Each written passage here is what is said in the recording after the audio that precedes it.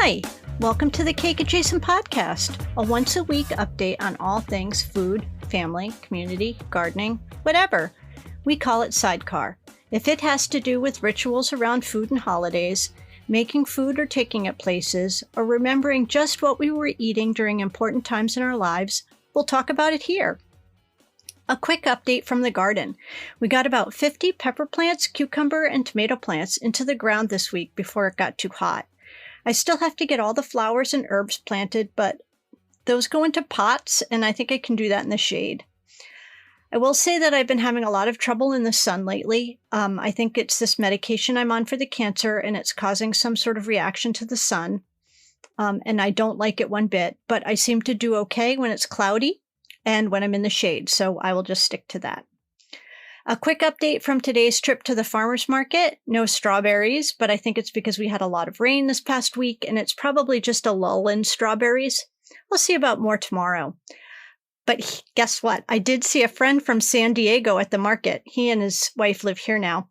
And that was just the most awesome thing, because there is nothing I like better than running into people I know in the sprawling suburbs of Northern Virginia. And I know that sounded snarky, but it is absolutely for real. I love it when I run into people I know when I am out. I'm looking forward to spending more time with them. But that's not what I wanted to talk to you about today. I have a fun story to tell you about a trip I took a few years ago, 3 years ago, actually, this week. And I've been wanting to tell you this story since I started the podcast. And probably some version of this will turn up in the Two Chocolate Cakes episodes, season 2 or season 3. But it's really too good of a story not to tell you about it today. When I was 10 years old, my mother filled out a form in the back of World magazine, which was the National Geographic for kids, to match me with a pen pal. I was matched with a 10-year-old girl from Scarborough, North Yorkshire, England. We wrote to each other on that crinkly onion skin airmail paper. Do you remember that? That was so thin on the regular, telling each other about our lives, which were alike in so many ways, but different in others. She had a younger sister, and I had an older one. Her family was more middle class, and mine was a little bit lower class. She wore a uniform to school, and she was a very serious student, and I was not at all serious, and more like Anne of Green Gables, and we did not wear uniforms. And I learned all about the Queen, and we had started writing each other right around the Queen's Silver Jubilee. And Bev sent me all these souvenirs from that time, and pictures of all of the parties that every village and city and town had for the Queen, and all kinds of coins and stamps and pamphlets and, everything you could imagine, like basically everything short of actual cake. And same for the royal wedding of Charles and Diana. When my mother and I actually took the day off of work, and we got up at 3 o'clock in the morning and we watched it on our black and white television. And in return, I gave Bev the total and full intel on, parks and rec, swimming lessons and day camp, and transitioning from elementary school to high school, and drama club, and all of the things that I was involved with. Now, we lost touch around the time that we were both heading off to college. But when Diana was killed in that terrible accident, I started wondering what had happened to my dear pen pal, and I used the internet to try to find her. And I searched a million different ways. I had known that she had wanted to become an elementary school teacher, and I searched for her name and all kinds of kindergarten schools, and I couldn't find her. I was not able to find her. And then when William and Catherine got married, I tried again. But this time, after I was not able to find her, I reached out to the local newspaper in the town where she grew up. They had a Facebook page, and I sent them a message, and I asked them if they had any advice on how I might find her. I had explained that we had been pen pals, and I didn't get any response, and I honestly didn't really expect them to. But about 2 weeks later, I got an email from her.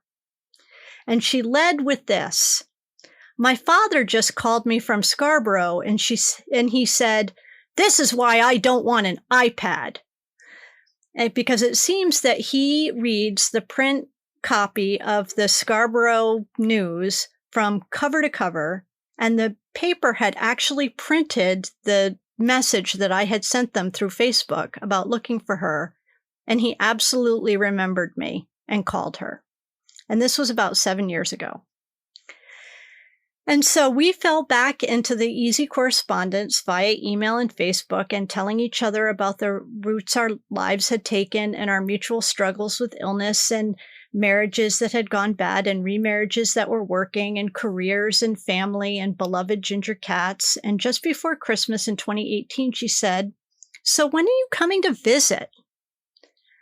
And so on a whim, I looked online that moment, and I found a pretty cheap flight from Washington, D.C., or Dulles, via Icelandic Air, and booked a flexible trip to last a month from mid-May to mid-June of 2019. And I said to her, "I wasn't sure of your schedule, so I can adjust it, but I want you to just go ahead and book it." But I got an adjustable ticket so that, I can just come or go at any time. And she said, "No, stay the whole time. Plan to stay the whole time." And so I did. I took an actual vacation from my job for the first time in 10 years. I am not a very good vacationer, by the way. And I headed to Wales for a month. I thought that I'd finished the book that I had been working on the last 10 years, but I didn't. And spoiler alert, I turned it into the Two Chocolate Cakes podcast.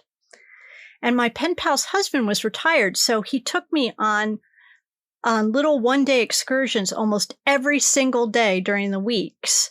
We went to local castles and museums and parks and zoos and all the places where I could get a scone or a cheese toastie. And oh my God, the cheese toasties. I would have to say that the best cheese toastie I had was in Sainsbury's. He took me to the Cadbury and Lindt outlets. And if you follow me on Twitter, you know that how much I love those Lindt chocolate balls. And I think even he was shocked at how much money I could spend on chocolate. You'd think that I didn't have chocolate in the United States. I worked in their garden, and we watched the Chelsea Flower Show on TV because it was really hard to get tickets. So we decided that we wouldn't go, but we would watch it on TV every day. We watched Prime Minister Questions, which I watch on TV while I watch on YouTube here now. And I got introduced to Eurovision, which is quite a thing. And we did the food shopping at all the grocery stores. I made friends with the local butcher who sets up a truck on Thursdays, and we put cat food out for the resident hedgehog so I could meet it. But Cromwell, their orange kitty, who had like the thickest fur and tolerated all of my endless loveys, like that cat was so patient with me. Cromwell would eat the hedgehog's cat food. And I even did some work while I was there because I am not capable of having a vacation.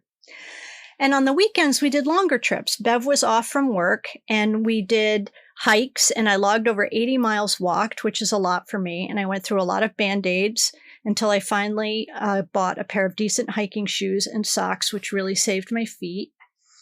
And the views were just incredible. I mean, we walked through these fields of sheep or cows, and the birds were always overhead. And it was like something out of an 18th century PBS drama. I mean, it was just magical. It was a magical trip of a lifetime. And my hosts were so accommodating and lovely. I mean, for all intents and purposes, I was a complete stranger, and so were they. And we all took this epic leap of faith. I remember them saying that their friends were really worried that I'd be some crazy conservative Trump person.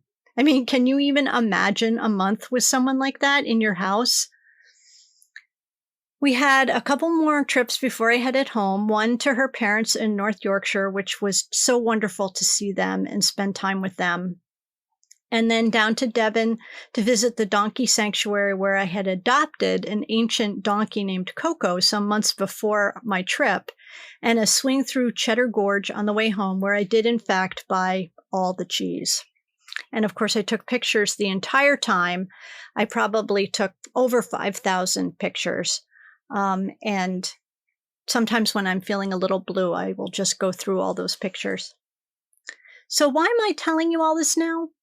Because I looked back in my calendar and my face-back memories at this time 3 years ago, pre-pandemic. I was so excited and I was a lot anxious about my trip. And even though things are continuing to be so awful for a lot of us right now, 1 million plus Americans gone from this pandemic, not to mention all the other tragedies of the last 2.5 years, and we don't know what is going to happen. Monkeypox, are you kidding me? I was so fortunate to have been able to have this experience, because if I had put it off a year, it would have been canceled. And who knows if I would have been able to reschedule it. The summer following my return from Wales, my oldest childhood friend, Lynn, who is Nell Rock in Two Chocolate Cakes, died. She drank herself to death, making my pen pal, Bev, literally the oldest friend I have now. I will never not be thankful to her and her husband for their incredible generosity in letting me live with them for a month, and I hope one day when my house is finally clean enough, I can return the favor. And I also ate my weight in scones and clotted cream, and I am an absolute convert to clotted cream, which goes on the scone first, and then the jam, and no one will ever convince me otherwise. And everywhere we went, I had to try scones.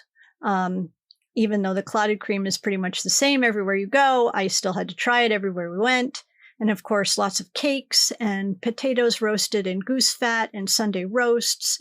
And I ended up having to buy another duffel bag and borrow a piece of luggage from Keith and Bev in order to accommodate all of the candy and tea towels and cheese I brought home. I'm sure that doesn't surprise anybody. And there's a lot more to this story and this trip, and you'll hear about it in season 2 or 3 of Two Chocolate Cakes. But I'll reference it often because it really was such a defining moment for me. For as much as I'm an outgoing, love to make friends wherever I go kind of person, I can be quite anxiety-ridden about trying new things. It's sometimes very hard for me to get out of my comfort zone. And so this trip required a Xanax the size of a Georgetown cupcake. And my father's parents were from Ireland. They were actually from Northern Ireland, but because Ireland hadn't been created yet. And he had always wanted to see where he had come from, where his people had come from, and also see the great gardens of Britain, because those are the kinds of gardens that he grew out on Fisher's Island.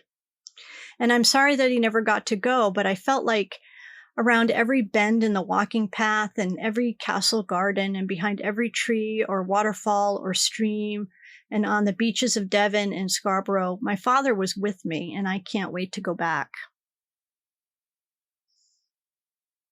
Okay. It's time for the food holidays of the week. And honestly, I'm going to finish up the whole month here because next Saturday, I'm going to be visiting Ben's parents, so I'm not sure I'll be recording a pod until Sunday night. So don't worry if you don't see one on Saturday, just enjoy the long weekend.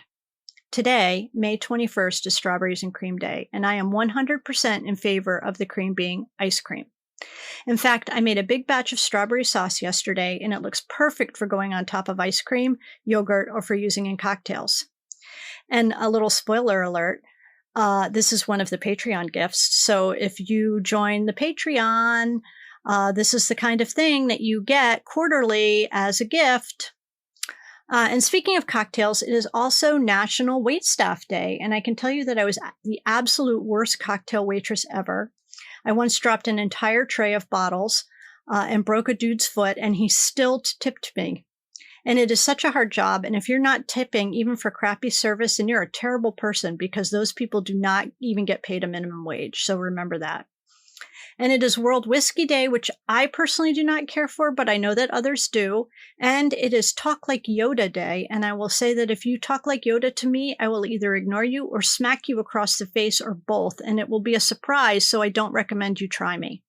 Finally, it is Learn to Swim Day, and this is important.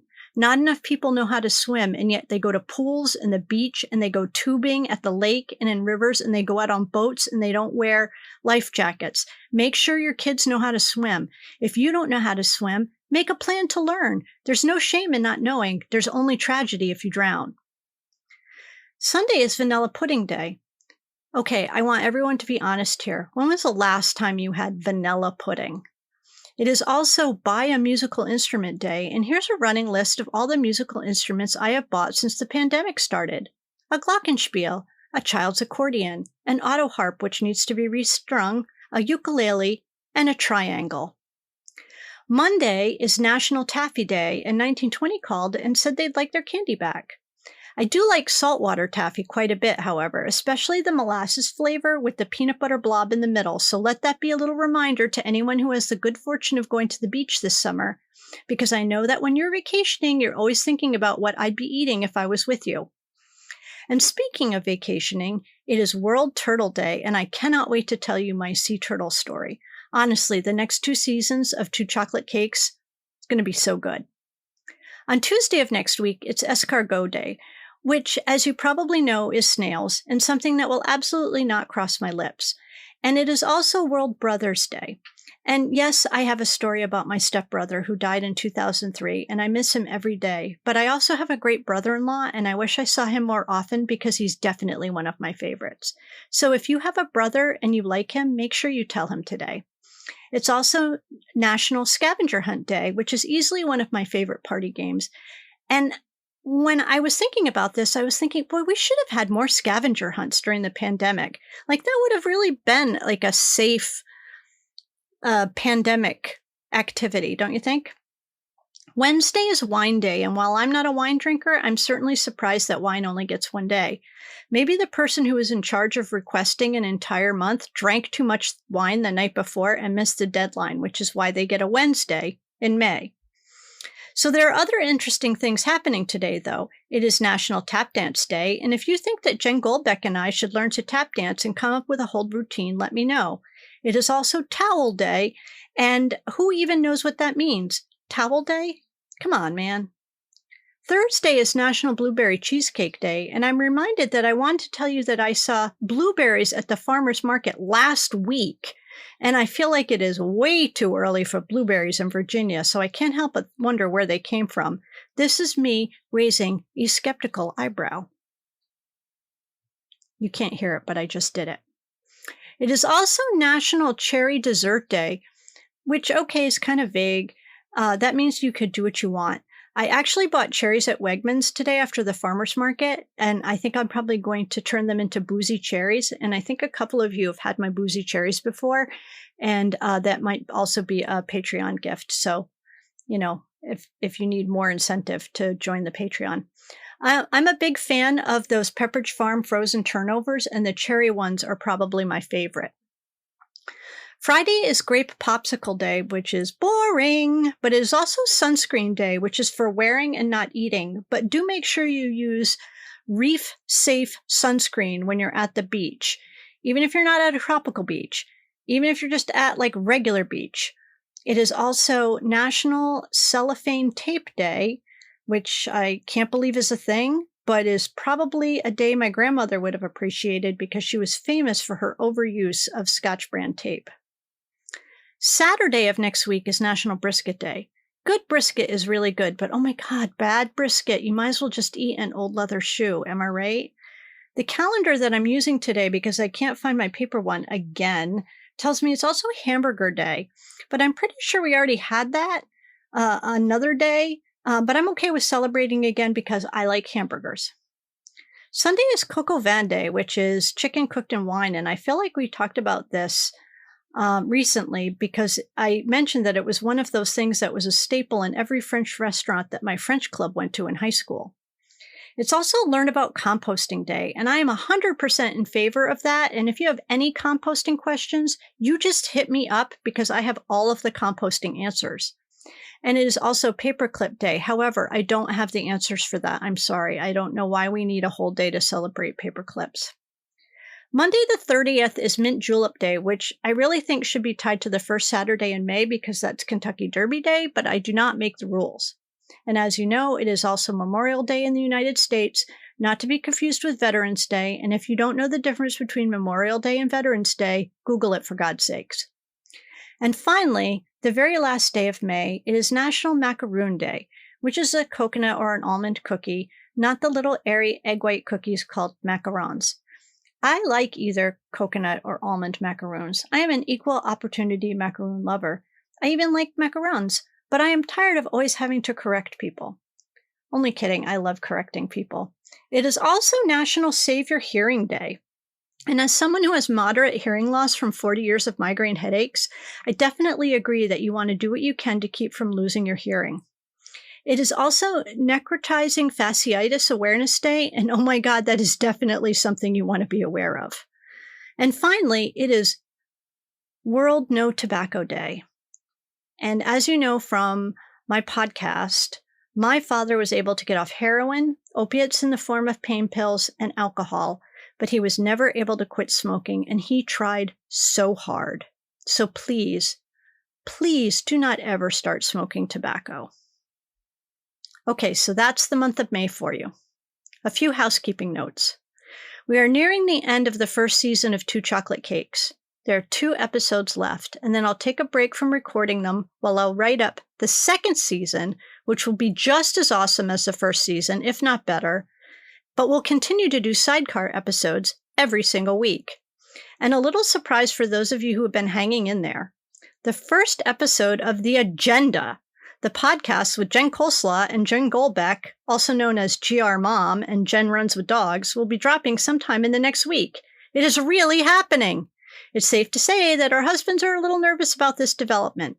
I mean, 2 Jens teaming up for shenanigans? What could possibly go wrong? Nothing, because everything is right about this. Until then, please keep sharing and rating the podcast so I move up in the ratings and people talk about me on their podcasts. Thanks so much for your support, and I'll see you next week. And remember, if you're organizing Memorial Day cookout, please use reusable picnic wear. No one wants to hear your fireworks, ever. And it's seersucker season!